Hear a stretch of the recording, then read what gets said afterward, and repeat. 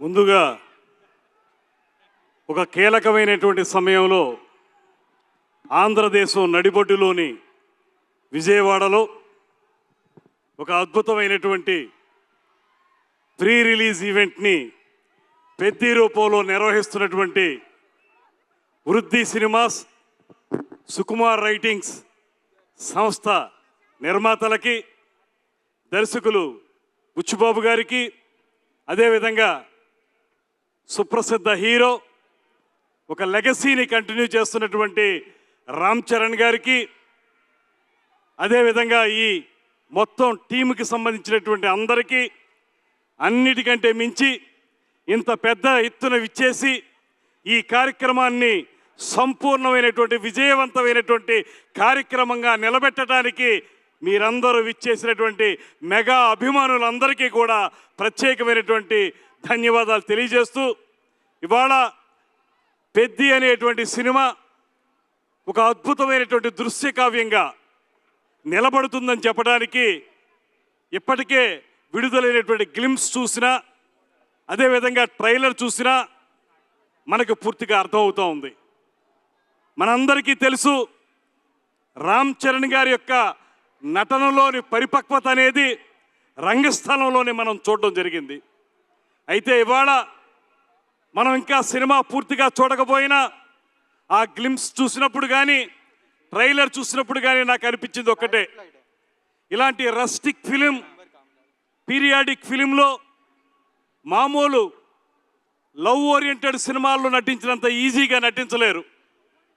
మనకు తెర మీద కనబడుతున్నటువంటి ఆ హావభావాలు కానీ, అద్భుతంగా పలికించేటువంటి ఆ విన్యాసాలు కానీ, ఇవన్నీ ఎంతో కఠోరమైనటువంటి శిక్షణతోనే రాగలుగుతాయి, అంకిత భావంతోనే రాగలుగుతాయి.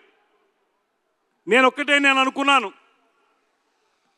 గ్రామీణ ప్రాంతాల్లో పుట్టి గ్రామీణ ప్రాంతాల్లో పెరిగి, లేకపోతే సెమీ అర్బన్లో పెరిగినటువంటి వాళ్ళకి ఆ గ్రామీణ వాతావరణం పూర్తిగా అర్థమవుతుంది. కానీ చెన్నైలోనూ పుట్టి హైదరాబాదులో పెరిగినటువంటి రామ్ చరణ్ గారు అంత అత్యద్భుతంగా ఆ హావభావాలు పలికించడం అంటే ఆ రక్తంలోనే ఉంది, నరాన్న కూడా ఆయనలో ఆ నటన ఉందనేటువంటి మాట స్పష్టంగా కనపడతా ఉంది. అదేవిధంగా హీరోయిన్గా జాన్వి గారు, ఇవాళ మనం ప్రత్యేకంగా అందరూ చెప్పిన విధంగా అలనాటి జగదేక వీరుడు అతిలేక సుందరి యొక్క మరో రూపమే ఈ పెద్ది సినిమా. అక్కడ మెగాస్టార్ చిరంజీవి గారు, శ్రీదేవి గారు ఉంటే, ఇక్కడ గ్లోబల్ స్టార్ రామ్ చరణ్ గారు, జాన్వీ కపూర్ గారు ఉన్నారు. వారిద్దరూ చూపించినటువంటి నటన వైదుష్యం, పాటలన్నీ కూడా సూపర్ డూపర్ హిట్ అయ్యాయి. ఇప్పటికే ఏఆర్ రెహమాన్ గారి యొక్క ఆయన యొక్క విన్యాసాలు కానీ, ఆయన యొక్క విశృంఖలంగా ఆయన అందించినటువంటి మ్యూజిక్ కానీ ఇవాళ మన అందరినీ కూడా కట్టిపడేస్తూ ఉంది. అదేవిధంగా జగపతి బాబు గారి యొక్క అద్భుతమైనటువంటి వైద్యుష్యం, ఇవన్నీ కూడా ఈ సినిమాకి పెద్దగా వన్నె తెచ్చే అంశాలు అనేటువంటి మాటని మరొక మారు తెలియజేస్తూ, ముఖ్యంగా ఈ సినిమా పెద్ది సినిమా డైరెక్టర్ అయినటువంటి బుచ్చిబాబు గారు మా జిల్లా వారే, తూర్పుగోదావరి జిల్లా వ్యక్తి. అయితే బుచ్చిబాబు గారిలో ఉన్నటువంటి గొప్పతనం ఏంటంటే ఎంత ఎదిగినా ఒదిగుండేటువంటి మనస్తత్వం. ముఖ్యంగా అంత సింపుల్గా ఎలా ఉండగలుగుతారనేటువంటి మాట నాకు అనిపిస్తూ ఉంది. ఇందాక చూస్తే ఆయన ఒక కుర్చీలో, ఒక పక్కన హీరో రామ్ చరణ్ గారు, మరో పక్కన ప్రొడ్యూసర్ గారు మధ్యలో ఒదిగిపోయినటువంటి మనిషి. ఈ సినిమాని ఆయన మొత్తం తన చెమటని ధారపోసి అత్యద్భుతంగా రూపొందించారనేటువంటి మాట మనకి స్పష్టంగా కనపడతా ఉంది. నేనొక్కటే మనవి చేస్తున్నాను, ఇలాంటి అద్భుతమైనటువంటి cinema, periodic cinema, rustic cinema, ముఖ్యంగా గేమ్స్ నేపథ్యంలో కేవలం క్రికెట్ మాత్రమే కాకుండా రిజలింగ్ కూడా ఉన్నటువంటి ఆ నేపథ్యంతో తయారైనటువంటి ఈ సినిమా పూర్తి స్థాయిలో విజయవంతం జరగాలని మనస్ఫూర్తిగా కోరుకుంటున్నాను.